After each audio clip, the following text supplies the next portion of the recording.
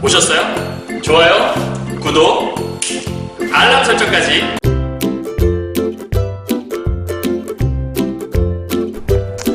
안녕하세요. 경화여고 2학년 학생 여러분, 그리고 전국에서 고2 신사고 문화 교과서를 사용하시는 학생 여러분 만나서 반갑습니다. 선생님은 세계 최강 국어쌤 조인수 선생님입니다. 자, 오늘은 지난 시간에 이어서요, 오늘은 수필 작품을 하나 좀 보려고 합니다. 해경궁 씨가 지었던 궁중수필이 있었잖아요. 그 수필에 이어서 오늘은 이상이라는 작가의 현대수필 하나를 좀 보려고 하거든요. 사실 작품이 조금 어려울 수 있어요. 왜냐면 잘 읽히지 않을 수 있는데, 일단은 너무 어렵게 이해하려 하지 마시고요.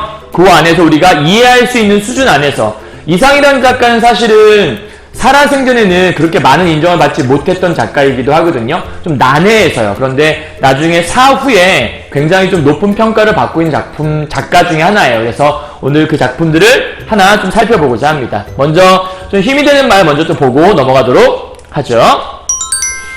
타인의 시선이란 건 존재하지 않아요. 타인의 시선을 의식하는 나만 존재할 뿐이죠. 요즘 선생님이 읽고 있는 책 중에서 이 한마디가 나를 살렸다라는 책에 나오는 좋은 문구입니다. 여러분들, 우리가 보통 다른 사람의 시선을 의식해서 무엇인가를 하려고 할 때가 되게 많거든요. 그러면 자연스럽지 않게 되는 것 같아요. 그냥 그 사람의 시선을 의식하는 나의 모습을, 나만 정말 당당하면 괜찮은데 괜히 다른 사람의 시선 때문에 내가 위축되는 모습을 보일 때 되게 많거든요.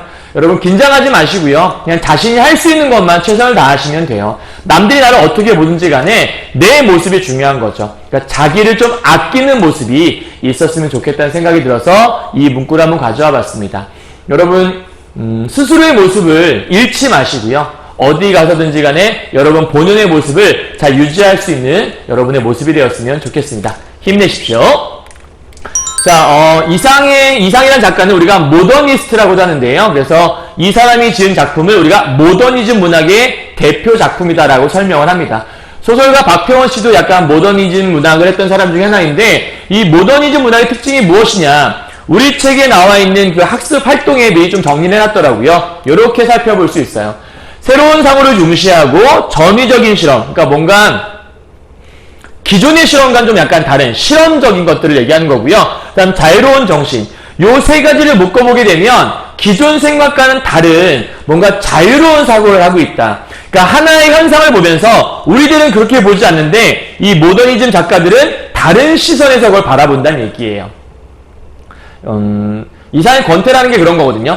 권태를 그냥 느끼고 끝날 수도 있는 건데 이상은 거기에 되게 많은 의미를 부여하거든요. 그래서 오늘 그걸 한번 살펴보시면 좋을 것 같고요. 그다음 네 번째, 냉소적인 비판 정신을 지향한다 했었는데, 이 모더니즘 문학의 특징은 주변에 있는 이 사람들을 비판하기도 하고 시대 현실을 비판하기도 하지만 작가 자신의 모습까지도 비판하는 모습이 이 안에 담겨 있어요. 그래서 이런 내용들을 잘 보시고서 이 이상의 권태를 이해하시면 더 잘 이해할 수 있을 겁니다. 나중에 이런 게 어디 나와 있는지 찾게 될 거예요. 다음 두 번째 포인트인데요. 제목이 권태잖아요. 그래서 권태라는 것의 사전적 의미가 무엇일까를 선생님이 한번 알아봤어요.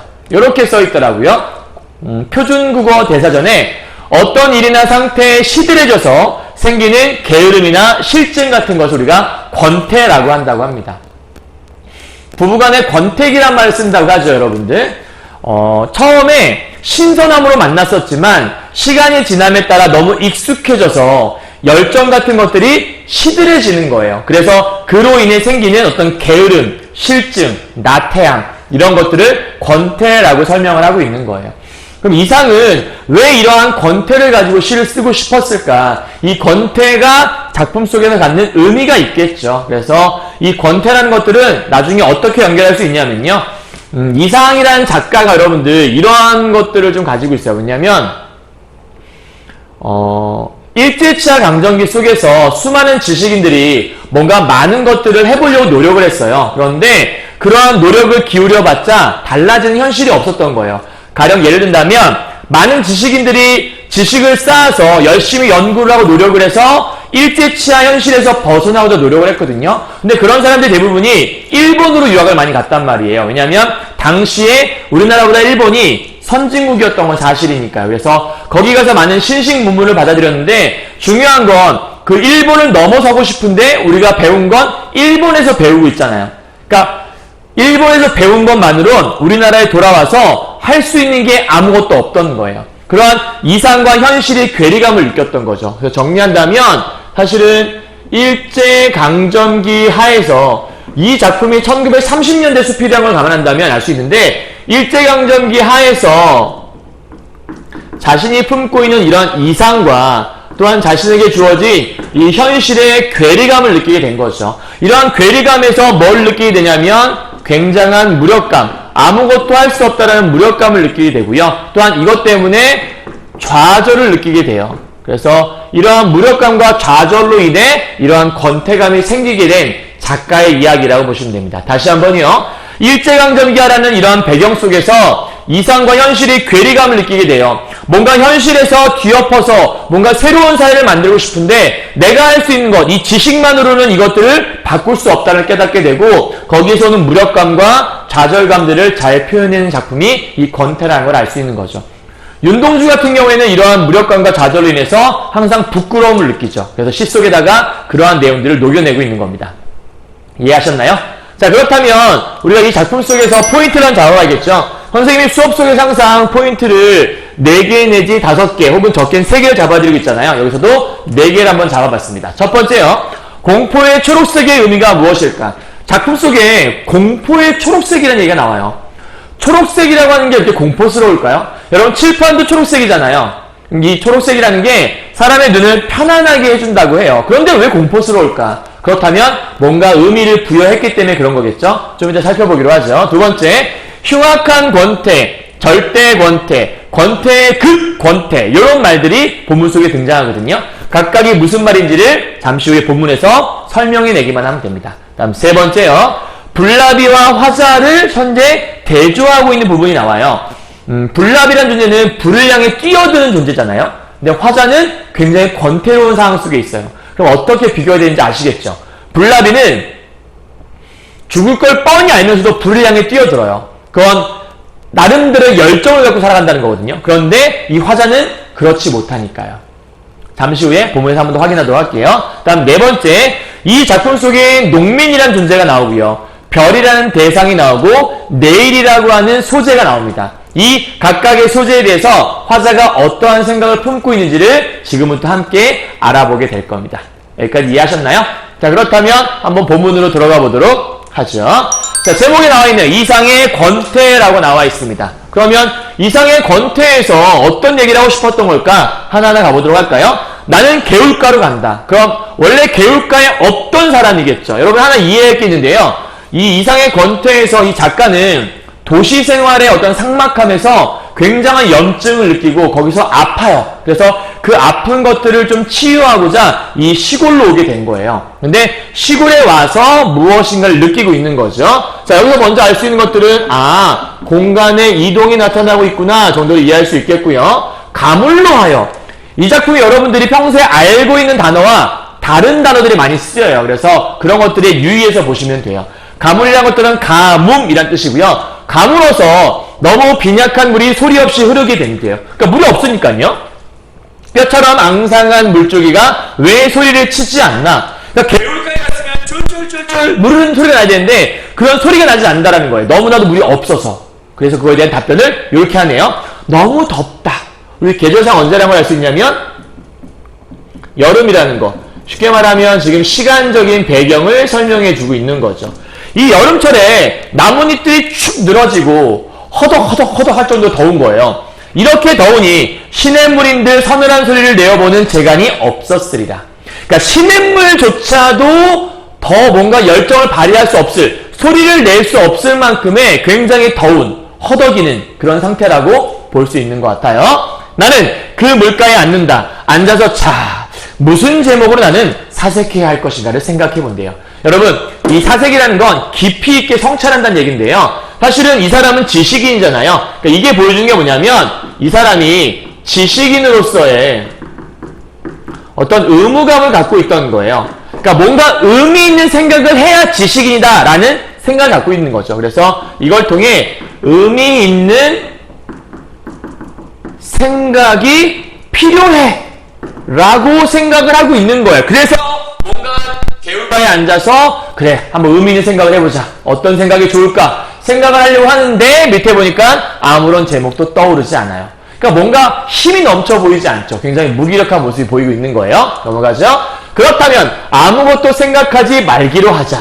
그새 바로 포기해버리네요.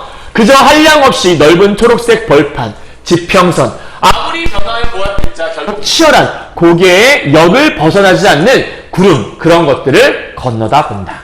말이 되게 어렵죠. 그냥 간단하게 얘기해서 아무것도 생각하지 않고 멍하니 풍경만 바라보고 있는 화자의 모습을 떠올려 보시면 돼요. 자, 그런데 밑에 보니까 지구 표면적의 100분의 99가 이 공포의 초록색이다라고 얘기해요. 여러분 되게 중요한 표현이죠. 왜 초록색을 공포라고 했을까? 아까 처음 포인트 잡았던 거네요. 그렇다면 지구야말로 너무나 단조무미한 채색이다. 아, 왜 공포스럽냐면 첫 번째, 굉장히 단조무미한 채색이 보여서. 도해에는 초록이 드물다. 아까 얘기했지만 이 사람은 도회지에 있다고 얘기했죠. 도시에 있다가 온 사람인데 거기는 건물이 많을 거니까 이런 초록빛이 있을 리가 별로 없죠. 그죠? 드물었어. 나는 처음 여기 표착, 말이 좀 어렵죠? 쉬운 말로 바꿔볼게요. 정착이란 말로 바꾸시면 돼요. 정착했을 때 이 신선한 초록빛에 놀랐고 사랑했을 때요. 그러니까 이 장소에 대한 이 녹색에 대한 처음 인식은 굉장히 사랑스럽고 소중한 것이었던 건가 봐요.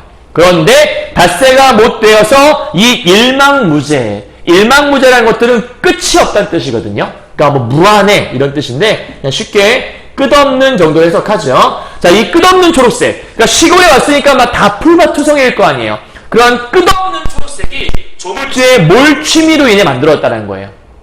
조물주가 녹색뿐만 아니라 다채로운 색깔을 만들어내는 취미가 있으면 좋겠는데 오로지 녹색 이런 것만 만들었다는 얘기예요. 그래서 신경의 조잡성으로 말미암은 무미건조함. 이런 조물주의 몰취미가 무미건조함을 만들어낸 거죠. 그래서 이러한 모습들이 바로 이 공포의 초록색이라는 걸 만들어내고 있던 거예요. 그러면 하나 질문할 건 처음엔 놀랍고 사랑스러웠지만 이렇게 무미건조하게 이 화자의 정서에 변화가 나타나고 있는 거잖아요. 그럼 이제 질문할 건 이 공포의 초록색이라고 말한 이유가 무엇일까를 여러분이 생각해 보셔야 돼요. 이 시골의 모습이 굉장히 다채로워요? 아니면 단조로워요? 되게 단조롭다고 얘기했었죠. 그러니까 지금 여기서 말하고 싶은 건 뭐냐면 내가 와 있는 이 농촌이라는 곳 있잖아요. 아이고, 색깔을 좀 바꿔 써볼게요.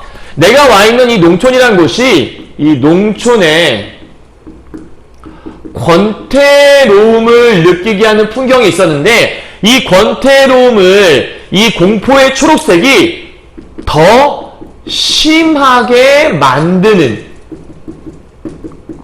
그런 소재가 화자가 생각하기에는 공포의 초록색이라고 하고 있는 거예요. 그러니까 안 그래도 너무나 무미건조하고 이 따분한 너무나도 그냥 정체되어 있는 이 시골 풍경, 여긴 너무나도 권태로운 곳인데 이 권태로운 곳을 사방을 둘러봐도 녹색밖에 없는 거예요. 그러한 녹색들이 이 농촌을 더 무미건조하게 더 권태롭게 만들고 있다는 얘기를 하는 거죠. 그래서 이 초록색을 공포의 초록색이라고 하는 거예요. 만약에 다채로운 색깔이었다면 사람의 생각이 오늘은 이거 구경하고 오늘은 이거 구경하고 되게 다양한 생각을 할 수 있을 것 같잖아요. 근데 그게 아니었다라고 설명하는 거죠. 굉장히 독특한 생각이죠. 초록색을 공포스럽다고? 이게 바로 이제 모더니즘 문화의 특징이라고 볼 수 있는 거예요. 다음 넘어가 볼까요? 어쩔 작정을 저렇게 펄었냐? 하루 온종일 저 푸른빛은 아무 짓도 하지 않는데요. 아무 짓도 하지 않는 게 얼마나 무기력한 모습을 보여주는 거죠? 그 다음, 오직 그 푸른 것에 백치와 같이 만족하면서 푸른 채로 있대요. 그러니까 아무것도 하지 않고 무기력하게 살아가는 모습이 있는 거죠. 이윽고 밤이 오면 시간이 흘렀어요. 거대한 구렁이처럼, 구렁이가 왼쪽의 뜻을 보니까 구렁이라고 되어 있네요. 구렁이처럼 빛을 잃어버리고 소리도 없이 잔다. 이 무슨 거대한 겸손이냐라고 되네요. 그러니까 굉장히 잔잔하고 뭔가 조용하고 변화가 없는 그런 모습들을 이렇게 표현하고 있는 것 같아요. 그리고 겨울이 오면 계절이 변했어요. 초록은 실색을 하게 된대요. 이때 실자가 잃을 실자이기 때문에 색을 잃어버린다라는 뜻이에요. 색을 잃었는데요. 그러나 그것은 낡은 옷가지, 이런 낡은 옷가지처럼 갈기갈기 찢은 것과 다름없는 추악한 색채로, 그러니까 색을 잃어버린 순간 이제 뭐가 되어버리냐면 추악한 색채가 되어버리나 봐요. 한겨울을 두고 이 황막하고 추악한 벌판을 바라보고 지내면서 그래도 자살, 민절, 기절 정도 생각하시면 돼요. 자살하거나 기절하지 않는 농민들을 어떻게 보냐면 불쌍하기도 하고 거대한 천치라고 바라보기도 해요. 그러니까 지금 이러한 농촌의 풍경 속에서 새로운 대상이 등장했어요. 그게 누구냐면 농민이거든요. 근데 이 화자는 농민들을 어떻게 바라보느냐, 위로 올려볼게요. 이 농민들을 불쌍해, 다른 말로 바꾸면 연민의 시선으로 바라보는 거죠. 그런데 여기서 끝난 게 아니라 이 바보 천치들이라고 이들을 비판하는 모습으로 이어지기도 해요. 그럼 여러분 이제 하나 궁금해져야 돼요. 왜 도대체 이 화자는 이 농민들을 연민의 눈으로 불쌍하다고 바라보고 왜 천치라고 비판하고 있을까? 그게 중요한 포인트라고 볼 수 있는 거죠. 여러분 간단한데요. 이 농촌의 모습이 지금 어땠죠? 굉장히 권태로운 장소였잖아요. 그래서 이 농민들이 그러한 현실의 권태를 잘 느끼고 있느냐? 아니요. 그게 문제였던 거예요. 그러니까 지금 이 이유가 뭐냐면 이 농민들이 권태를 뭐 하지 못했냐면 자각하지 못하고 있기 때문에 그래서 이러한 감정을 노래했다고 보시면 되는 거예요. 이러한 권태로운 농촌 속에서 이 농촌이 권태롭다는 걸 알지도 못한 채 자살 혹은 기절하지도 못하고 그냥 살아가는 저들의 모습이 불쌍해, 저런 것도 모르다니, 이런 얘기고요. 또 하나는 저런 걸 모르고 그냥 마냥처럼 살아가니 저런 바보들 비판을 하고 있는 모습이라 보시면 되는 거죠. 그러니까 자기는 아는데 농민들은 모르고 있다는 얘기를 하는 거예요. 이해하셨나요? 자, 그 다음 넘어가 보도록 할게요. 그들의 일생이, 그럼 그들은 누구냐면 당연히 농민들을 얘기하는 거라고 볼 수 있겠죠. 이러한 농민들의 일생이 이 벌판처럼 단조한 권태 일색이었대요. 그러니까 그들은 농민을 얘기하는 거고요. 이 농민들의 일생이 어땠냐면 단조로운 권태 일색으로 도포, 쉽게 말하면 도배되어 있다, 둘러싸있다, 포장되어 있다 정도 보시면 돼요. 도배된 것이라 일할 때는 초록벌판처럼 더워서 숨이 컥컥 막히게, 그러니까 일할 때는 굉장히 싱거울 것인데 일하지 않을 때에도 싱거울 거라고 얘기를 해요. 이 황혼이란 거는 벌판이란 뜻이고요. 그 다음에 구주례라는 것들은 뭐 더럽게란 뜻인데 요 말 자체가 중요한 것이 아니라 일할 때든 일을 하지 않을 때든 이들의 인생은 싱겁다라고 얘기하는 거예요. 뭔가 의미 있고 중요하지 않고 그냥 싱겁게 그냥 일을 하고 있다라고 볼 수 있겠죠. 이해하셨나요? 자, 그 다음이요. 그들에게는 흥분이 없어요. 그들이 누구죠? 마찬가지로 농민을 얘기하는 거예요. 중요한 포인트는 흥분이 없대요. 하루하루 일상이 똑같으니까요. 그래서 벌판에 벼락이 떨어져도 그것은 뇌성 끝에 가끔 있는 다반사에 지나지 않는데요. 그러니까 이런 거예요. 막 일을 하다가 번개가 꽝 쳐요. 그러면 깜짝이야. 뭐야. 이래야 되는 건데 꽝 치면 그냥 가끔 번개도 쳐요. 뭐 이 정도. 그냥 크게 생각하지 않는 거예요. 그리고 촌동이라 나오는데 촌에 사는 아이니까 그냥 시골 아이 정도로 해석하시면 되지 않을까 싶어요. 이 시골 아이가 범에게 물려가는 건 굉장히 큰일 아닌가요? 그런데 그것은 맹수가 사는 산촌에 가끔 있는 하늘이 신이 내리는 벌, 그런 신벌 정도에 지나지 않는데요. 애가 호랑이한테 물려갔대요. 그런데 뭐라고 하냐면 가끔 일은 일인데 그냥 하늘이 벌을 내려서 그런가 보죠. 이렇게 생각을 한다라는 거예요. 그러니까 얼마나 뭔가 활기차지 않은 무기력한 모습이 있는 거예요. 그러니까 시골은 우리가 잔잔하고 평화롭잖아요. 그러한 잔잔하고 평화로운 모습을 이 작가는 이렇게 느끼고 있는 거예요. 그래서 실로 전선주 하나 없는 벌판에서 그들은 무엇을 대상으로 흥분할 수 있겠니? 니아라고 보잖아요. 그럴 리가 없다라고 얘기하는 거니까 시로 따진다면 일종의 서리법을 보여주고 있는 부분이라고 볼 수 있겠죠. 그러니까 그래서 흥분할 수 있으랴? 아니, 그들에게 흥분이 없어. 이렇게 설명하는 거죠. 됐나요? 지금 농민들에 대한 생각을 지금 얘기했어요. 넘어가도록 하죠. 팔봉산 등을 넘어 철골 전선주라는 것들은 그냥 전깃줄이 지나가는 그 기둥 같은 걸 얘기한다 볼 수 있겠는데 뭐 전봇대, 전신주 이런 거 얘기하는 거겠죠. 전선주가 늘어섰다. 그러나 그 동선, 구리로 만든 선이니까 뭐 전선 정도 되겠네요. 이 전선이 이 촌락의 엽서 한 장을 내려뜨리지 않고 서 있는 채로. 그럼 생각해봐요, 여러분. 지금 전봇대가 이렇게 있는 거예요. 전봇대가 이렇게 있는데 이 전봇대를 이렇게 전깃줄이 이렇게 지나가고 있겠죠. 그런데 전봇대에서 갑자기 이렇게 엽서 어떻게 되죠? 이 엽서 한 장이 툭 하고 떨어지지 않는다는 거예요. 아니 전깃줄에서 무슨 엽서가 떨어져요? 말이 되나요? 그러니까 이 동선, 전선에서 이 촌락의 엽서 한 장을 내려뜨리지 않는다는 얘기는 뭔 얘기냐면 이 전기줄에는 전기가 지나가겠죠? 그러니까 여기서 말하는 엽서라는 것들은 일종의 하나의 전기를 얘기하는 걸 거예요. 그렇다면 엽서 한 장 내려뜨리지 않고 섰는 채라고 얘기하는 거는 이 마을엔 뭐가 들어오지 않냐면 전기가 들어오지 않는 그러한 마을의 모습을 이렇게 비유적으로 멋지게 설명하고 있는 거죠. 동선으로는 전류가 통하리라. 하지만 통할 거긴 한데 전선으로 전기가 지나가고 있을 텐데 그들의 방이 아직도 송명으로, 오른쪽에 보게 되면 송명이라는 게 그 송진이 많이 엉겨있는 소나무 가지, 그러니까 이게 뭐냐면 그냥 소나무 가지 같은 건데 불에 좀 잘 타는 거였나 봐요. 그래서 일종의 불을 피울 때 사용하는 게 바로 이 소나무 가지 같은 거거든요. 그러니까 이게 뭐 하는 거냐면 옛날엔 전기가 없었으니까 소나무 가지 같은 게 송진이 묻었으니까 불이 잘 탈 수 있도록 되어 있는 그런 걸로 불을 피웠던 거예요. 근데 이런 전기처럼 환하진 않겠죠. 그러니까 되게 어두웠을 거예요. 어두침침하냐 써있네요. 어두침침한 이상 그 전선주들은, 그럼 이 마을엔 전기가 들어오지 않잖아요. 그럼 전기가 들어오지 않는데 이 전선주들이 의미가 있어요, 없어요?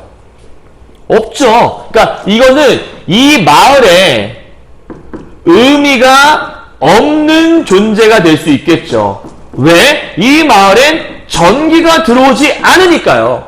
그래서 이러한 의미 없는 존재인 이 전선주들은 마을 동부에 늘어선 포플러 나무, 요거는 일종의 그냥 가로수 같은 걸 역할한다고 생각하시면 될 것 같아요. 여러분 263페이지 책 밑에 그림이 써 있거든요. 신사고 문학교과서 263페이지 밑에 보면 포플러 나무 그림이 있어요. 그래서 그냥 이러한 전선주들은 진짜 전깃줄을 머금고 있는 게 아니라 그냥 가로수하고 뭐가 달라 이렇게 얘기하고 있는 거죠. 무슨 말인지 이해하셨나요? 그러니까 지금 이 부분의 모습이 전체적으로 뭘 얘기하는 거냐면 그냥 전기가 들어오지 않는 시골 깡촌의 모습, 그냥 뭐가 정체되어 있고 그냥 옛날 모습을 간직하고 있는, 변화하는 것이 없는, 흥분조차 나타나지 않는 그런 어두침침한 곳이라는 것. 그래서 그들에게 희망이 있던가? 글쎄, 가을에 곡식이 오는 것? 아니야. 그것은 그냥 희망이 아니라 본능일 뿐이야 라고 얘기해요. 그러니까 이게 지금 말해주는 게 뭐냐면 이 마을에는 변화 따위가 없다라는 거예요. 그럼 변화가 없다는 게 무슨 말인데? 지금 현재 이 변화가 없는 모습은 뭐냐면 이 마을이 아무런 발전이 없다라는 거거든요. 그럼 발전이 없다는 건 뭘 의미하지? 이 안에 사는 농민들이 어떻게 사냐면 자연에 물화되어 사는 농민의 모습을 보여주는 거예요. 여러분, 물화란 단어가 뭔 얘기냐면 사물화와 똑같다고 보시면 되는데요. 이 자연이라는 공간 속에 사람이 그냥 폭 묻혀서 뭔가 자기 의지에 의해 살아가는 것이 아니라 그냥 자연과 한 덩어리가 되어 그냥 살아간다라는 거예요. 봄에 씨를 뿌리면 시간이 잘 지나면 저절로 열매가 맺히고 그 열매를 거두어서 곡식을 얻게 된다. 근데 이건 뭔가 주체적인 그런 모습이 아니라 그냥 시간이 지나면 자연스럽게 나타날 수 있는 현상, 그렇게 자연에 동화되어 살아가는 농민의 모습. 만약에 이게 고전시가였다면 물화일체에 설명한 되게 멋진 모습일 텐데 이 농민들의 모습은 그냥 여기에 엉겨 사는 그런 모습밖에 안 되는 되게 무기력하고 발전이 없는 모습이라고 설명하고 있는 거죠. 그거를 얘는 본능이라고 설명하는 거예요. 여기까지 이해하셨나요? 되게 멋진 생각을 하고 있어요. 아니, 멋지다기보다는 기발한 생각을 하고 있는 거죠. 그래서 넘어가서요, 내일에 대한 또 얘기를 하기 시작하네요. 내일. 그 농민들에게 내일도 오늘 하던 계속의 일을 해야지. 지금 얘기한 걸 들어보니까 내일이 왔어요. 그런데 내일이 와도 여전히 오늘과 똑같은 일을 하고 있다는 거죠. 그러면 내일이든 오늘이든 변화가 없잖아요. 정체되어 있는 거죠. 그래서 내일도 오늘 하던 일을 계속해야지 이 끝없는 권태의 내일은, 그러니까 이 내일을 권태의 내일이라고 하는 이유를 알겠죠. 오늘과 별반 다를 게 없는 내일이기 때문에. 그래서 왜 이렇게 끝없이 있지? 그러나 그들은 그런 것을 생각할 줄 모른다는 거예요. 그러니까 이 농민들은 왜 내일도 오늘과 똑같은 내일을 살아야 하는 거지? 왜 내 인생은 항상 똑같은 거지? 왜 우리의 인생이 이렇게 권태롭지? 이런 생각을 안 한다는 거예요. 그래서 간혹 그런 의혹이 전광과 같이, 그러니까 약간 번개처럼 슝 지나가는 거죠. 아, 이렇게 살아야 되는 건가? 슝 지나갈 생각이. 근데 그 순간 스치는 일이 있어도 이 흉리라는 게, 흉자가 여러분 가슴을 얘기하는 거고요. 리가 속을 얘기하는 거예요. 그래서 가슴 속을 얘기하는 건데 마음속에 살짝 때로는 스치는 경우도 있다라는 거예요. 이렇게 사는 게 맞는 건가? 슝! 지나가는데 다음 순간 하루의 노동으로 인해서 말미암아 잠이 오고 만대요. 그러니까 어떤 상황인지 알겠죠? 농민들이 얼마나 이 농촌이 권태스러운지를 몰라요. 오늘 지나면 내일이 오는데 그 내일 역시도 오늘 하던 일을 똑같이 하고 있으니까 그냥 하루하루 반복되는 것들의 일상인 거예요. 그런데 이게 이상하다는 생각을 안 한다는 거죠. 그러다 문득 가끔 생각을 하긴 한다는 거죠. 근데 오늘과 같은 내일 이거 너무 권태로운 거 아닌가? 슝 지나가는데 진짜 이거 권태로워. 근데 피곤하다. 이렇게 나타나는 거예요. 이해 가셨어요? 그러니까 잠깐 생각이 든다 하더라도 금세 지쳐 잠이 들고 마는. 그러니까 농민들은 참 뭐하냐면 불행하다고 설명을 해요. 질문, 왜 불행할까? 그게 포인트예요. 농민이 불행한 이유. 농촌에 뭘 몰라서? 이 권태를 자각하지 못하기 때문에 불행한 거죠. 그런데 반면에 이 흉악한 권태, 그러니까 이렇게 농민들을 불행하게 만드는 그 권태를 얘는 흉악한 권태라고 얘기하는 거고요. 이거를 자각할 줄 아는 나는 얼마나 행복한가라고 설명해요. 그럼 이 작품 속에서 지금 현재 어떻게 얘기를 하고 있는 거냐면 이 작가는 두 명을 비교하고 있는 거죠. 작가의 모습과 짜잔 농민의 모습을 이렇게 대조시키고 있는 모습이 있는 거예요. 어떻게요? 작가 같은 경우에는 지금 권태를 뭐 했냐면 자각했죠. 그러니까 여기는 권태를 자각한 사람. 근데 농민 같은 경우에는 권태를 자각하지 못한 존재. 그래서 권태를 자각하지 못했으니까 이들은 발전도 없고요. 그죠? 그 다음 이들에겐 희망조차도 없다라고 아까 설명했었죠. 하지만 작가 같은 경우에는 권태를 자각했기 때문에 자기 자신의 인생을 돌아볼 수 있잖아요. 그래서 얘는 삶에 대한 고민을 하는 그런 사람이라는 얘기죠. 그래서 이러한 모습 속에서 얘가 나는 권태를 자각할 줄 알고 삶에 대한 고민을 하기 때문에 내 인생 굉장히 행복한 인생이군 이라고 얘기하는 게 이 작가의 모습인 거고요. 다음 농민은 권태를 자각하지 못하고 발전도 없고 희망도 없으니까 이들의 인생은 참으로 불행한 인생이야 라고 얘기하는 게 농민의 모습이라고 설명되어 있는 겁니다. 자, 이해하셨나요? 여기까지요? 됐죠? 자, 지금 얘기한 것이 지금 263페이지까지 해서 2번 파트의 마지막 부분이라고 보시면 될 것 같아요. 자, 여기까지 내용을 잘 이해하셨을 거예요. 처음에 이 시골에 왔을 때 잠깐만 정리해 볼까요? 시골에 왔을 때 이 작가, 즉 화자는 이 속에서 신선함을 느껴요. 왜냐하면 도시에는 없는 되게 신선한 초록색이 있었거든요. 그런데 한 5일 정도가 지나자 그 초록색은 여전히 같은, 그러니까 일상에 매몰되어 버린 그런 초록색. 그래서 이런 농촌의 권태로움을 더 권태롭게 만드는 것처럼 느껴져서 공포의 초록색으로 생각을 하게 되는 거죠. 그러한 농촌 속에 살아가는 농민들의 모습은 그런 걸 자각하지 못하고 살아가요. 그래서 그들이 불쌍해서 연민을 느끼게 되는 거고 그들이 바보 천치라고 얘기를 하는 거예요. 그런데 그들은 그러한 불도 제대로 들어오지 않는, 전기가 제대로 들어오지 않는 이러한 단조로운 생활 속에서 그들은 농촌의 그 권태로움을 자각하지 못하기 때문에 불행한 존재다라고 설명하고 나는 이 모든 걸 깨닫고 있기 때문에 그나마 나는 행복한 존재라고 설명을 하고 있는 겁니다. 이해하셨나요? 자, 이제 7번 달라고 넘어가도록 하죠. 자, 날이 어두웠다라고 설명합니다. 날이 어두웠다라는 건 뭐냐면 시간이 그만큼 경과했다는 뜻이겠죠? 시간의 경과. 그 다음 해저와 같은 밤이 오는 것이다. 나는 잠옷 이상하다. 가만히 생각해보면 나는 배가 고픈 모양이래요. 이제 배가 고픈. 일종의 약간 좀 본능 같은 거죠. 그런데 나는 어째서 배가 고픈가? 뭐 했다고 배가 고파? 여러분 이제 생각해요? 배가 고프면 밥을 먹으면 되잖아요. 그러니까 얼마나 이게 기발한 생각을 하는 거예요, 작가가요. 모더니즘 문학은 정말 대단한 것 같다는 생각이 좀 들기도 해요. 어쨌든 여기서 이 작가가 하고 싶은 얘기는 나는 아무것도 안 했어. 안 했어. 그런데 왜 배가 고프지? 왜 배가 고파? 이런 얘기 하는 거예요. 그러니까 이걸 통해서 지금 얘는 자기 스스로를 굉장히 자책, 그러니까 쉽게 말하면 질책하는 모습이 이렇게 드러나는 거죠. 이해하셨어요? 그러니까 지금 이 자신의 이성이 야 네가 뭘 했다고 배가 고파 이러면서 약간 자기를 질책하고 있는 모습이 드러난다는 거예요. 자, 그런데 밑에 봐요. 자기 부패의 작용이나 하고 있는 웅덩이 속을, 그러니까 웅덩이는 고여있기 때문에 정화작용이 일어나지 않잖아요. 그래서 부패되고 있는 중이겠죠.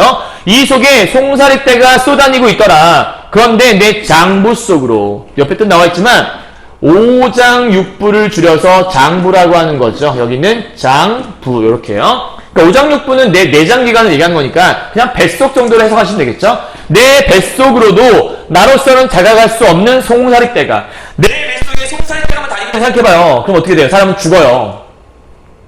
배가 아파요, 배가 아파요. 엑스레이 한번 찍어봅시다. 이럴 수가. 뱃속에 송사리떼가 있어요. 이게 말이 돼요? 아니죠.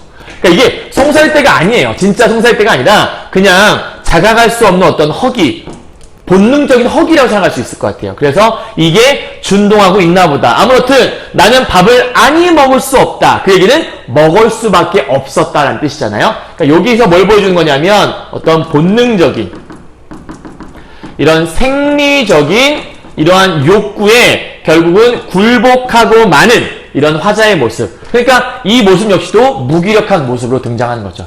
본능적인 욕구 하나 못 이기다니 뭐 이런 거겠어요. 다음, 밥상에는 마늘장아찌와 날된장과 풋고추 조림이 관성의 법칙처럼. 여러분, 관성이라는 건 앞으로 가던 힘이 멈췄어도 여전히 또 가는 힘이잖아요. 이해가요? 그러니까 멈춘 시점을 기점으로 해서 앞과 뒤의 모습은 여전히 이동을 하고 있다는 데에서 똑같이 이동하는 그런 모습이 관성이에요. 버스를 타고 앞으로 이동하고 있었는데 차가 멈춰도 내 몸은 앞으로 가게 되잖아요. 그게 관성의 법칙이라고 하는 거죠. 그러니까 여기에서 이 반찬들이 관성의 법칙이라고 얘기하는 건 어제의 반찬이 이 밥상 위에 오늘 또 올라와 있다라고 얘기하는 거예요. 그러니까 지금 밥상에 뭐가 없어요? 변화가 없어요. 요 밥상에 지금 변화가 없는 거예요. 변화가 없다라고 볼 수 있는 거죠. 진짜 재밌는 표현 아닌가요, 여러분들? 그러니까 이게 뭐냐면 이렇게 변화가 없는 이런 식탁에서 얘는 뭘 느끼냐면 밥상의 권태를 느끼고 있는 거죠. 그러니까 밥상에서조차도 권태를 느끼고 있는 정말 대단한 상상력 아닙니까? 그래서 그러나 먹을 때마다 이 음식이 내 혀에 다르다. 그러나 나는 그 까닭을 설명할 수가 없다라고 얘기하네요. 그러니까 뭐 할 수 있는 것이 아무것도 없는 그런 상태인가 봐요. 넘어갈게요. 마당에서 밥을 먹으면 머리 위에는 무수한, 자, 중요한 또 하나의 소재가 나오네요. 처음 선생님이 포인트 잡아드릴 때 농민 다음에 나왔던 게 별들이었죠. 이번엔 별을 보면서 뭔가를 느끼기 시작합니다. 무수한 별들이 야단이다. 내게는 이 별들이 천문학의 대상이 될 수 없대요. 그러니까 천문학의 대상이라는 것들은 일종의 과학적인 대상이잖아요. 과학적 탐구의 대상. 그러니까 어떤 이들에게는 과학적 탐구에 의미 있는 대상일 수 있는데 나한테는 그런 게 아니에요. 그렇다고 시상의 대상도 아니다. 그럼 얘는 문학적인 영감을 주는, 그러니까 작가들에게는 문학적인 영감을 주는 대상이 바로 이 별이 될 수 있잖아요. 근데 나에게는 이런 것도 아니고 이런 것도 아니라는 거예요. 그냥 마냥 향기도 촉감도 없는, 쉽게 말하면 아무런 감흥이 없는 그런 절대적인 권태. 이 절대 권태가 말하는 게 뭔지는 알겠어요? 그러니까 아무런 향기도 촉감도 없는 감흥이 없는 권태를 우리는 절대 권태라고 설명하고 있는 거죠. 그래서 이런 권태에 도달할 수 없는 영원한 피안. 피안이라는 단어의 정확한 뜻은 관념적인 현실 밖의 세계라고 하는 건데 그냥 도달할 수 없다고 얘기했으니까 굉장히 거리감이 느껴지는 피안이라고 얘기하는 것 같아요. 그러니까 도달할 수도 없어요. 거기에 내가 다다를 수도 없어. 그리고 이 별조차도 이렇게 싱겁다. 아까부터 계속 싱겁다라는 얘기를 하고 있죠. 그러니까 싱겁다라는 건 뭐냐면 뭔가 에너지가 넘치는 그런 상태가 아니라 뭔가 이도저도 아닌 굉장히 지루하고 따분하고 뭔가 늘어지는 그런 상태, 이런 걸 지금 설명하고 있는 것 같아요. 그럼 이제 이것에서 뭘 얘기하고 싶은 거냐면 누군가에게는 과학적인 탐구의 대상이 되기도 하고요. 잠깐 지울까요? 그 다음에 누군가에게는 문학적인 영감이 되는 이러한 별들조차도 나에게는 아무것도 없는 거죠. 이런 것도 나에겐 그냥 권태의 대상일 뿐인 거예요. 그러니까 별조차도 나한테 아무런 감흥을 주지 않는 거죠. 밖에 나가서 별을 보면서 권태롭다 라고 생각을 하고 있는 건가 봐요. 밥상을 봐도 권태롭고 초록색을 봐도 권태롭고 별을 봐도 권태로워요. 그렇죠? 근데 각각의 이야기들이 서로 조합이 되진 않아요. 밥상을 본 다음에 당연히 초록색을 봐야 되고 초록색 본 다음에 당연히 별을 이런 게 아니잖아요. 그냥 떠오르는 대로 쭉 서술을 하고 있는 것 같죠? 저녁을 마치고 밖으로 나와보면 집집에서는 모기 뿌리 연기가 한창이에요. 모기 뿌리 연기 한창이라는 얘기는 뭔가 밥을 짓고 있는 거 아닌가 좀 싶기도 한데 어쨌든 그들은 마당에서 멍석을 펴고 잔다. 그러니까 자기 직전의 모습인가 보네요. 별을 쳐다보면서 잔다. 그러나 그들은 별을 보지 않는다. 그러니까 별을 쳐다보는 것 같이 느껴지지만 별을 보고 있는 게 아니라는 거예요. 그 증거로 그들은 멍석에 눕자마자 눈을 감는다. 그리고는 눈을 감자마자 쿨쿨 잠이 든다라고 설명하죠. 그러니까 지금 이 노란색 부분에서 뭘 얘기한 거냐면 굉장히 고단한 노동 끝에 잠이 드는 농민들의 모습. 그러니까 이들이 뭐 누워서 별을 보면 낭만적으로 잠을 자는 게 아니라 이들은 그냥 아무런 그런 것 없이 굉장히 권태로운 상태 그대로 잠이 들어버린다. 그래서 별은 그들과 관계없다라고 설명하는 거죠. 그러니까 나 역시도 권태로움을 느꼈는데 이들 역시도 이 농촌의 권태로움 속에 빠져서 별들이 아무런 의미가 없다라고 지금 설명하고 있는 것 같아요. 넘어가도록 하죠. 나는 소화를 촉진시키느라고 길을 왔다 갔다 한다. 그러니까 지금 뭔가 얘기할 때 뭔가 논리적이지 않아요. 그죠? 글 자체가 뭔가 막 연결되는 그런 것들이 보이지 않고 그냥 무작위로 나열되는 그런 느낌? 길을 왔다 갔다 한다. 돌칠적마다 멍석 위에 누운 사람의 수가 늘어간다 라고 얘기하네요. 그러니까 계속 지금 사람들이 지쳐 잠드니까 하나씩 와서 지금 잠을 자고 있는 그런 상황인가 보죠? 이것이 시체와 무엇이 다를까? 먹고 잘 줄 아는 시체. 그러니까 농민들의 모습을 그냥 열심히 일하고 먹고 자고 이런 거밖에 안 하는 시체로 좀 보고 있는 거예요. 그래서 이게 뭐냐면 이것이라는 게 농민들의 모습이니까 이 작가에게 있어서 농민들에 대한 이 작가의 시선을 보여주는 거죠. 근데 어떠한 시선이냐면 여기다 쓸까요? 부정적인 시선을 갖고 있는 거예요. 농민들에 대해서 왜 부정적인 시선을 갖고 있는 거야? 왜? 왜 그런 거지? 왜 이 농민들이 이렇게 싫어하는 걸까? 왜냐면 why? 왜? 현실에 대한 비판의식 따위는 없이 그냥 현실에 매몰되어 살아가는 농민들의 모습이니까. 아까 얘기했지만 이 현실이 얼마나 권태로운가를 자각하지 못하고 그냥 잠드는 이런 농민들의 모습은 그냥 시체와 뭐가 달라 이렇게 얘기하는 거예요. 생각을 하지 않는 농민들의 모습은 시체와 뭐가 다르냐라고 얘기하는 거죠. 그래서 나는 이런 신뢰로운 생각을 정지해야만 되겠다. 나도 가서 자야겠다. 즉 나 역시도 그런 비판의 대상 속에 포함시켜지고 있는 거죠. 자, 방에 돌아와 나는 나를 살펴보기 시작해요. 이번엔 자기 자신을 살펴보기 시작하네요. 그죠? 이게 중요한 포인트겠어요. 모든 것에서 절연된, 끊어진 지금의 내 생활, 자살의 단서조차를 찾을 길이 없는 지금의 내 생활은 과연 권태의 권태라고 설명을 해요. 여기서 이렇게 한번 묶어보도록 할까요? 이렇게. 그러니까 지금 내 생활에서 죽을 단서조차도 찾을 수가 없다라고 하는 거니까 자기 삶에 굉장히 의미가 없는, 그러니까 여기서 말하는 이 권태의 극이라는 게 뭘 의미하냐면 더는 악화될 수 없는 그런 절망스러운 상태를 여기서는 권태의 극이라고 설명하고 있는 거죠. 더 이상 악화될 수가 없는 거예요. 내 삶이 얼마나 나빠질 수 있어? 이 지금이 최악이야. 뭐 이런 얘기 좀 한다고 볼 수 있는 것 같아요. 그래서 지금 뭐 하는 거냐면 이 작가는 이 삶에서 단서를 못 찾는다는 얘기니까 삶에서 명확한 어떤 의미를 찾지 못하고 있는 거예요. 그러니까 자기 삶에서 내가 이렇게 행동해야 하는 어떤 의미를 찾지 못하고 있기 때문에 굉장히 답답할 수밖에 없겠죠? 이런 삶에서 명확한 의미를 찾지 못하고 있으니까 여기서 이러한 권태로움이 느껴지는 거고 이러한 답답한 마음이 느껴질 수밖에 없다라고 설명하는 거죠. 자신의 마음에서도 이런 것들이 나타나기 시작하는 거예요. 그렇건만 내일이라는 것이 있대요. 다시 또 내일로 오네요. 다시는 날이 새이지 않는 것 같기도 한 저 밤 저쪽에 또 내일이라는 놈이 함께 버티고 서 있대요.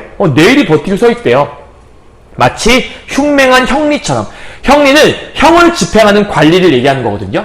그러니까 형을 집행하는 관리니까 뭔가 잘못한 사람을 벌 주는 거잖아요. 넘어가 보도록 할게요. 자, 나는 그 형리를 피할 수가 없다라고 얘기해요.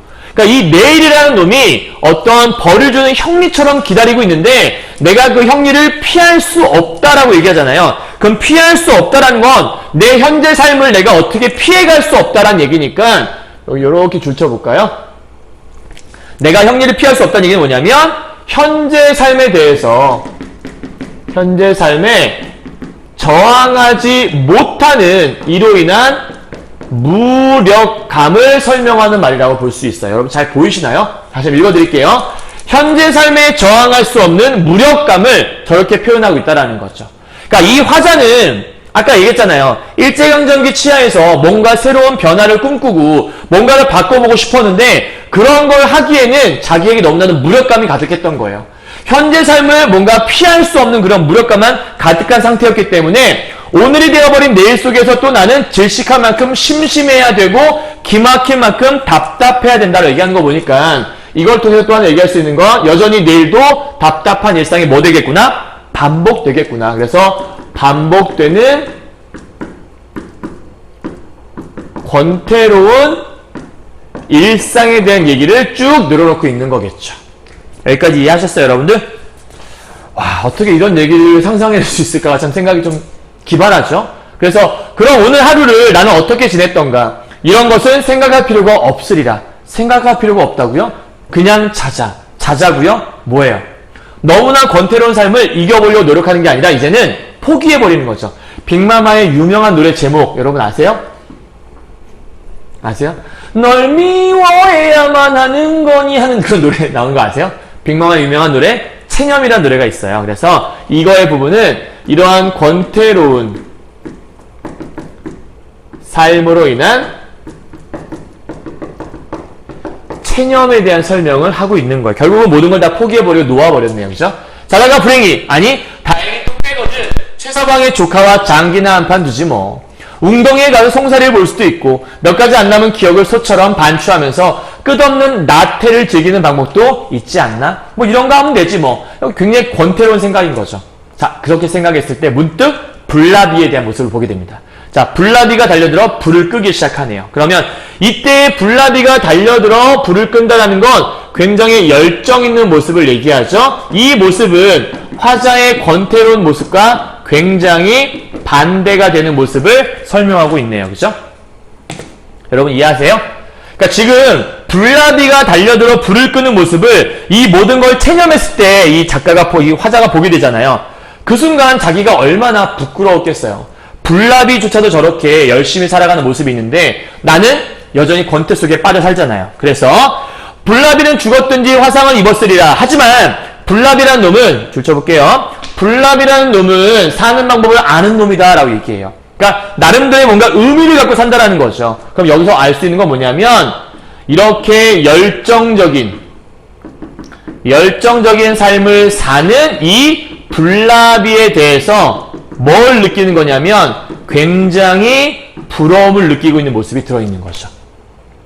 불나비가 부러운 거예요. 왜냐하면 얘는 어떻게 사는지를 알고 살아가니까요. 왜 살아야 하는지를 알고 목적의식을 갖고 살아가니까요. 그래서 불을 보면 뛰어들 줄 알고 평상에 불을 초조히 찾아다닐 줄도 아는 정렬, 써있네요. 여기 정렬의 생물이니 말이다 라고 설명하고 있네요. 그러니까 여기서 지금 이 작가는 굉장히 뭔가 권태로운 상태였는데 불나비를 보면 다른 걸 좀 느끼고 있는 거예요. 자, 넘어가서 마지막이에요. 그러나 여기 어디 불을 찾으려는 정렬이 있으면 뛰어들 불이 있느냐? 이게 뭔 얘기인지 알겠어요? 불이 있다고 해서, 아니 그 정렬이 있다고 해서 뛰어들 불이 있니? 나에게는 그러한 것이 아무것도 없고 아무것도 없는 내 눈에는 아무것도 보이지 않는다고 설명을 해요. 그러니까 지금 여기서 말하는 건 이 불나비는 열정을 쏟을 만한 불이라는 대상이 있었잖아요. 근데 화자에게는 열정을 쏟을 만한 그 어떤 것도 없다라는 거예요. 열정을 쏟을 대상이 없다라고 좀 설명을 하고 있는 거죠. 이게 바로 이 권태로운 작가의 자신의 모습에 대한 깨달음이라 볼 수 있겠죠. 결국은 이 사람은 권태 속에 빠질 수밖에 없겠네요. 그죠?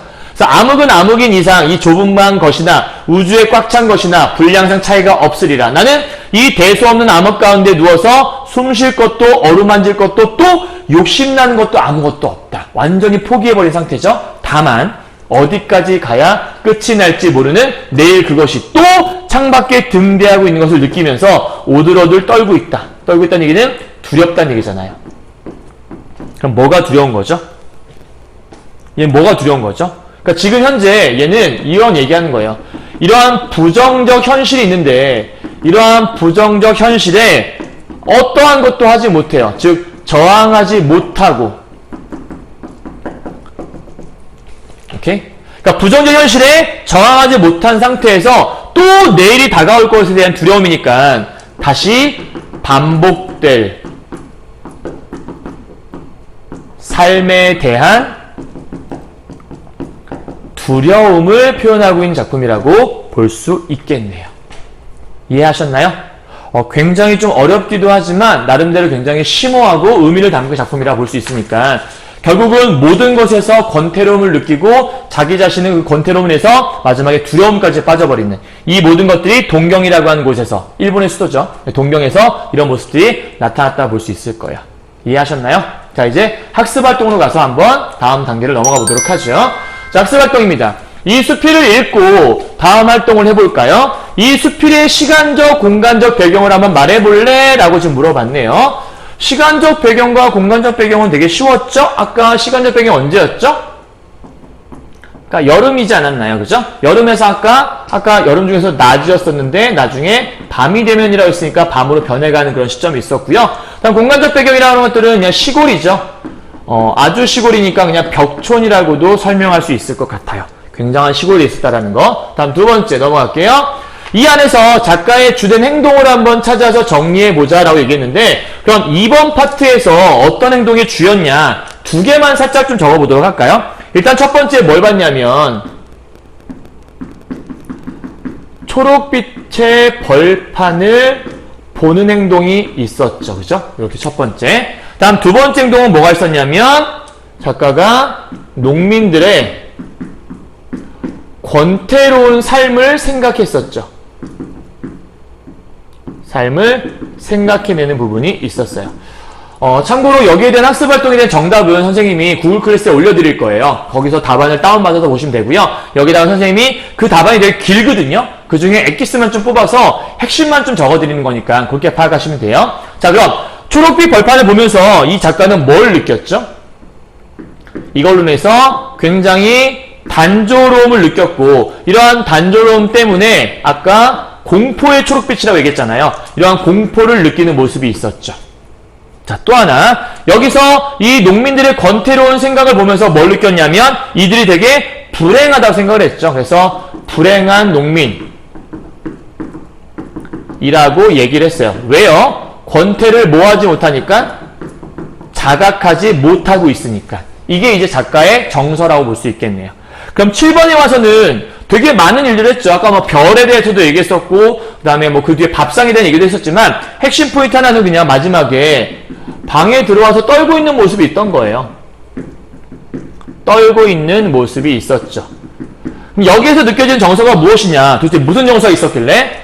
권태로운 오늘이 아니라 권태로운 내일이 또 온다라는, 내일의 어떤 반복에 대한 얘는 두려움을 가지고 벌벌 떨고 있었구나 라는 걸 우리가 한번 짐작해 볼 수 있겠네요. 이해하셨나요? 어렵지 않죠? 자, 그 다음에 세 번째 파트인데요. 이 1번과 2번의 활동 결과를 바탕으로 해서 시골 마을에 대한 작가의 태도가 도대체 어떠한가, 이걸 한번 얘기해 보라는 거죠.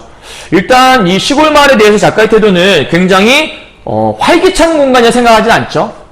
여기 이 부분이겠네요. 여기는 굉장히 단조롭다라고 생각을 하죠. 이러한 단조로움에 더불어서 굉장히 권태로운 공간이라고도 생각을 하는 것 같아요. 그죠? 그럼 이걸 통해서 뭐라고 얘기하냐면 이 농민들이 정말 무감각하구나. 농민들의 무감각, 요렇게 얘가 생각을 하고 있는, 이 무감각을 얘는 일종의 비판하는 그런 모습이라고 볼 수 있을 것 같아요. 됐나요? 자, 그럼 이제 두 번째 파트, 되게 중요한, 요 2번이 좀 별표 쳐놓으면 좋을 것 같아요. 앞에서 얘기했던 흉악한 권태, 그리고 절대 권태, 이런 것들이 도대체 무엇을 의미하는 거니? 라고 얘가 지금 그 의미를 작가의 인식을 토대해서 한번 알아보자고 얘기하는 거거든요. 뭐 많이 적을 수 없기 때문에 간단하게 한번 적어보도록 하죠. 원래 답안이 되게 길게 써 있는데요. 자, 흉악한 권태라는 건 뭐냐면 결국은 권태를 자각하지 못한 농민이 있던 거잖아요. 권태를 자각하지 못하는 농민들에게서 느껴지는 게 흉악한 권태였죠. 그죠? 농민들에게 느껴지는 권태가 바로 이 흉악한 권태였다. 그러니까 권태인지도 모르고 살아가는 그 농민들의 모습 속에서 야 정말 흉악한 권태가 느껴지고 있다는 거죠. 그래서 이 얘기를 할 때 얘가 뭔 얘기를 하냐면 하지만 나는 자각하고 있어. 그래서 얘네들이 불행하다고 느꼈던 거고 나는 행복하다고 얘가 느꼈던 거죠. 이렇게 이해하셨죠? 다음 절대 권태라는 건 뭐였죠? 절대 권태. 아까 굉장히 어떠한 감흥도 줄 수 없는, 그렇죠? 그러니까 여기서는 아까 뭐 과학적인 탐구의 대상도 아니었고 문학적인 영감을 주는 것도 아니었던, 즉 얘는 아무런 감흥도 줄 수 없던 그러한 것이 바로 절대적인 권태라고 설명했던 것 같아요. 마지막 권태의 극, 권태라고 얘기하는 것들은 권태의 극이니까 더 이상 도달할 수 없는 곳이잖아요. 그러니까 얘가 말하고 싶은 건 더 이상 도저히 벗어날 수 없는 그러한 권태, 즉 여기서 느낄 수 있는 정서는 아까 뭐였냐면 절망스러움을 느꼈던 거가 있었죠. 됐나요?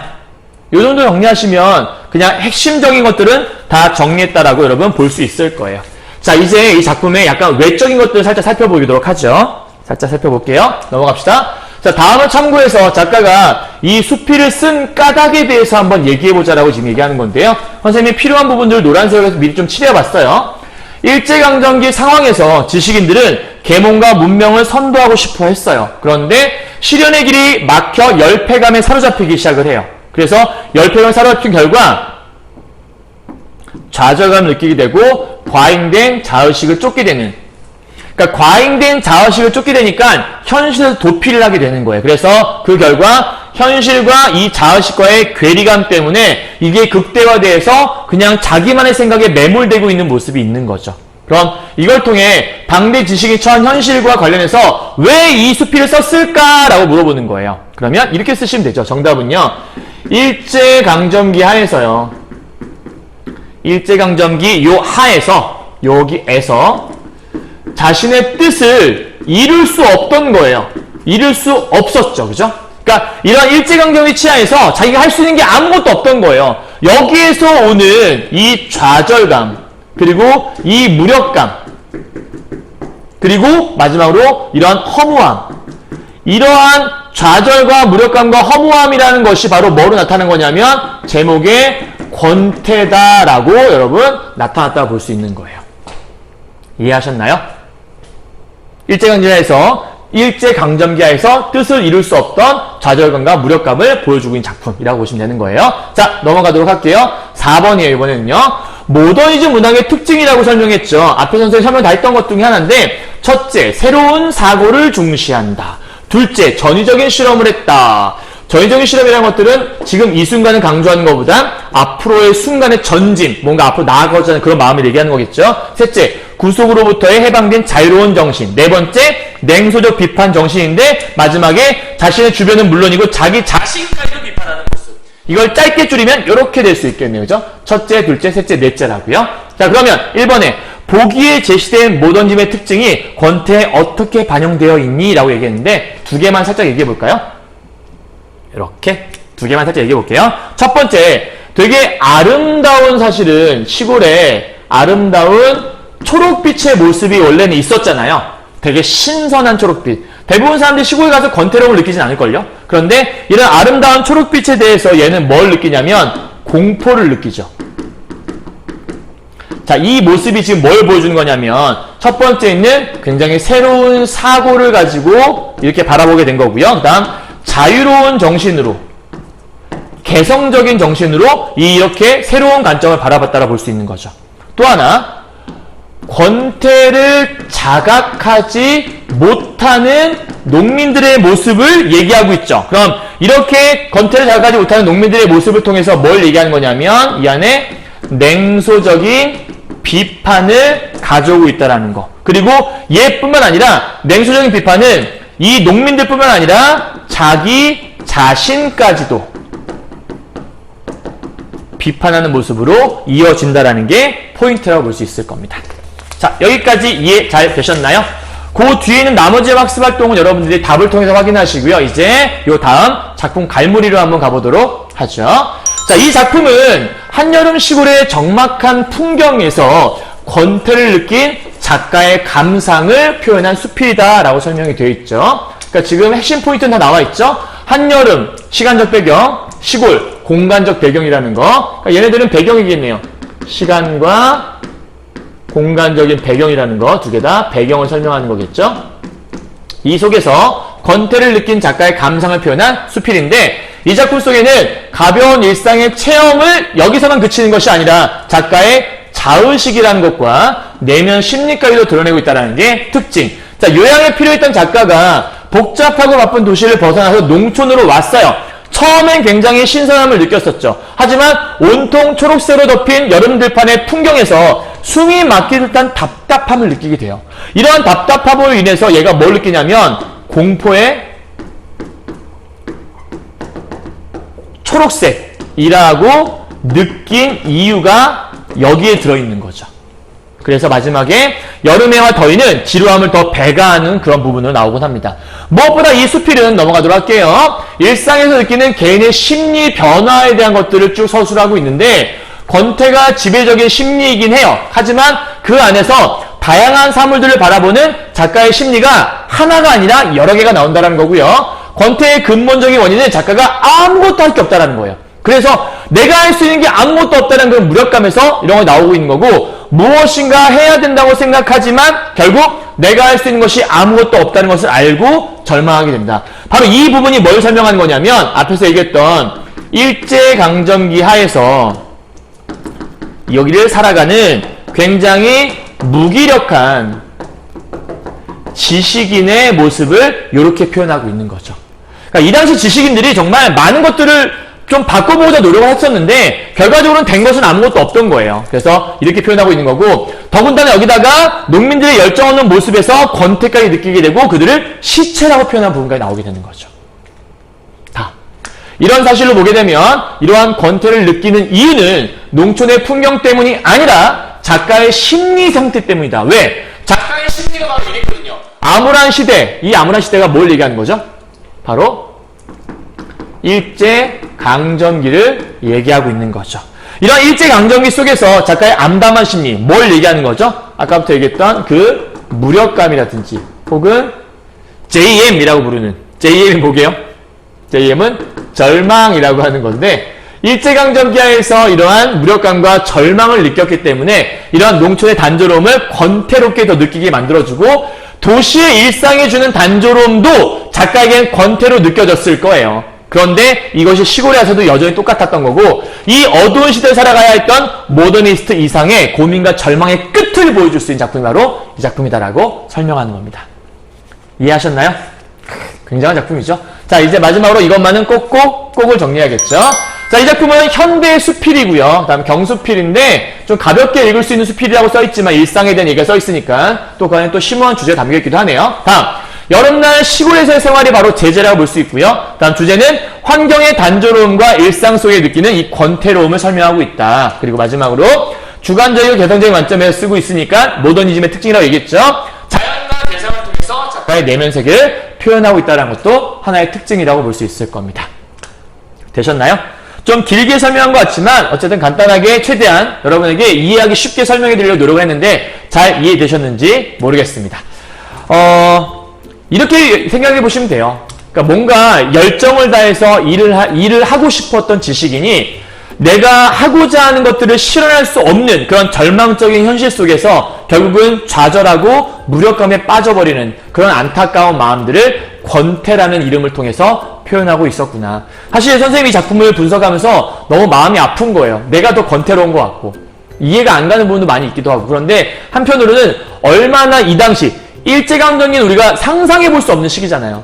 그 상황 속에서 얼마나 절망스러웠으면 이런 작품을 썼을까 하는 안타까움까지도 느껴지더라고요. 여러분도 이러한 모습들을 함께 느낄 수 있었으면 좋겠습니다. 자, 고생하셨고요. 다음은 우리 뒷장 넘어가서 김수영 작가의 어느 날 고궁을 나오면서라는 작품을 통해서 함께 만나도록 하죠. 고생하셨습니다.